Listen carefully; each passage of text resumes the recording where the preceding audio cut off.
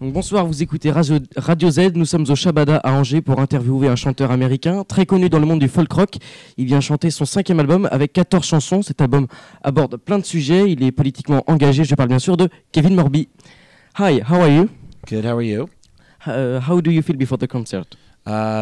Just relaxed. Where does your talent come from? And are your parents or siblings musicians? My parents are not musicians, and I was born in Texas, and then I was raised in Kansas City in the middle of America. Okay. Today we have around 10 years of career, and I imagine you have a lot of things to tell.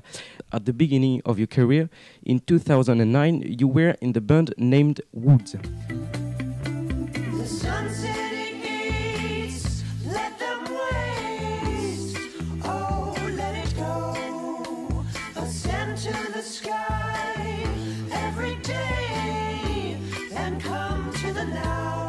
Why did you choose to play in a band and not going on a solo career directly?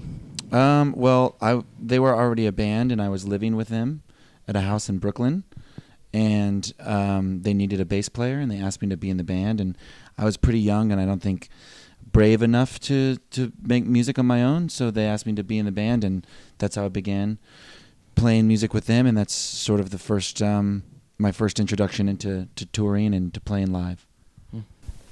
Next main event, you left Roots and you went out the Babies, and here you are the singer.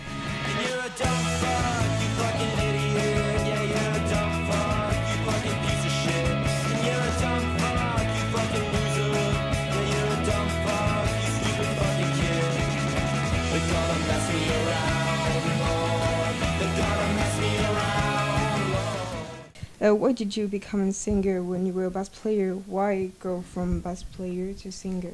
Well, I actually, in my town in Kansas City, when I was growing up, I would play shows just by myself under my name, so it was something I wanted to do, but when I moved to New York, there was so many musicians around, and they were all so good, and I was intimidated by them, so it's almost like I had to start over. Like in my small town, I was able to be a singer-songwriter, but when I moved to a big city, I had to start over and sort of get my bearings with playing in bands. And now we talk about your first album, Harlem River. You start with an album named Harlem River. It's a district name in New York. River, swallow me. Put your hands around my neck. Harlem River, I can't breathe. They've got the lights down now. And Harlem River, give me wings. Put my head up in the clouds. At that time, you lived on New York. It's an album dedicated to your life in New York. Why did you choose to write an album on this topic? Well, I was leaving New York at the time. I had lived there for 7 years, and I was moving to Los Angeles. And the Harlem River is a river that separates the Bronx and Manhattan, and I was taking a walk, and I was next to the Harlem River, and it sort of just spoke to me, and I wrote a song about it, and so I kind of saw it as a sort of goodbye to New York as I was leaving. And newspapers say that Harlem River was an homage and the way to turn the page from your previous life in New York City. And do you miss life in New York? Not really. I miss that time. New York used to be a lot different than it is now, and all my favorite things have sort of closed down. The time that I lived there was very special, and I miss that time in my life, but I don't know if I miss what New York is today. Okay, now we talk about the still life. We're watching the music clip of All Over My Life, the song. I noticed in a humoristic moment, look in the beginning, it seemed that you are in TV show like America's Got Talent, but actually you are in a garden. You remember this? Why did you choose to do that? Good. Anyways, you got a new record coming out. It's called Still Life. Kevin, how'd you get that name? Well, yeah.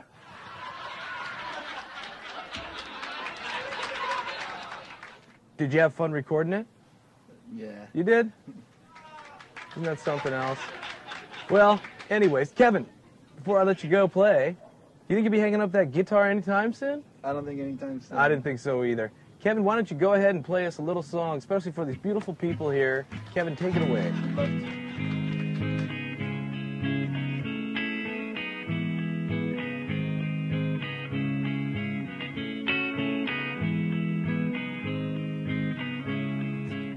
We were trying to make it look like an old country show, like something you would see in the 60s or 70s, like the Johnny Cash show or something like that. But then when you pull away, you see that we're just in our friend's backyard. Was the name Still Life a link to your emotions at the time? Yes, yeah. It's supposed to be, I guess, ironic because I was traveling so much. We talk about the singing show. After Silly Life, you release singing show. The French press talk about every time on these articles. According to you, what explains such a success? Well, so I've been living in Los Angeles, and there on the cover of my album it's me in my old neighborhood in Los Angeles. It's called Mount Washington, and it's my third record, and I worked with a very talented producer named Sam Cohen, and I think the two of us were able to sort of achieve a goal that we both had in mind. And at that point, I'd been playing music a long time, and had performed live for many years, and I think everything just sort of came together at once to kind of make something that broke my career open. You once say to a French journalist, with those remains the word, remade the word. Can you explain it or not? I don't remember saying that, but I don't quite know what I mean. Doesn't matter. Maybe that saws helped build everything. In this album, there's a song named I've Been to the Mountain. It denounces segregation and racial discrimination. I've been to the mountain, and I walked on the shore. I see, but I can't see him no more. You made the choice to be politically engaged in your songs. Why? Oh, I think just because sometimes it's good to write about things that are happening around you, to sort of make a document about it, you know. You know, you don't know what you're going to write a song about a lot of the times, and it just ends up kind of coming out, and that's something that came out of me at that time. Okay. You said fuck Trump, but Leonard Cohen forever. Can you explain it, if you remember? Well, I think that just sort of speaks for itself. Yeah, fuck Trump, but Leonard Cohen forever. I don't like Donald Trump, and Leonard Cohen lives on forever in a good way.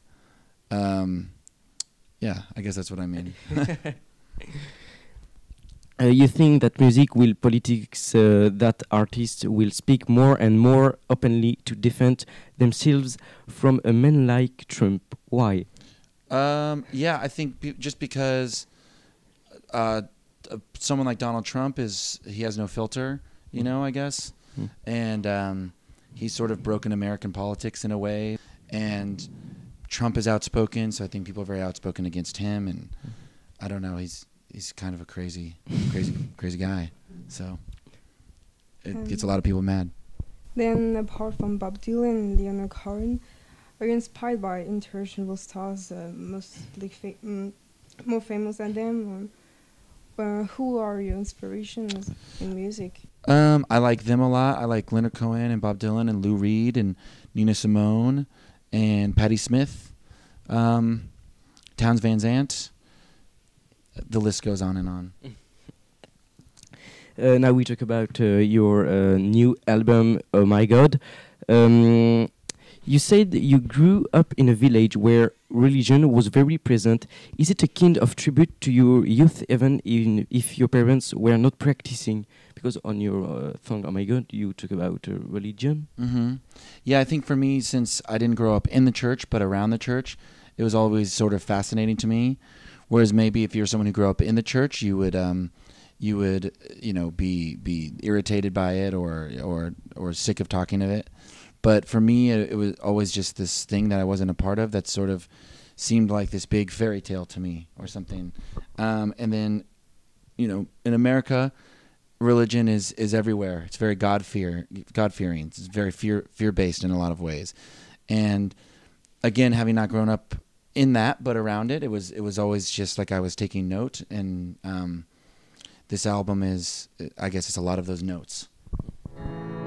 Oh my Lord, come carry me home. Oh my Lord, come carry me home. Oh God, oh my Lord, oh my God. Gotten too weak for this heavy load. Gotten too weak for this heavy load. Your album is not only talking about religion, but he also tackles indignation, distress. Evoking all these subjects was a way to get a message across, to express yourself. There are in your song mixes of musical styles like gospel with electric guitar, piano. Why did you do that mix? I wanted to make the instruments be similar to instrumentation that would sound good in a church. So maybe less electric guitar and more things like a piano or the human voice or harp, sort of spiritual sounding instruments. So religion inspires your music? I guess so, yeah. At least on this record. In France, we say shit to wish good luck to someone who will take an exam or perform on stage. So shit, and thank you for answering our questions. Thank you. Thank you. Thanks for having me.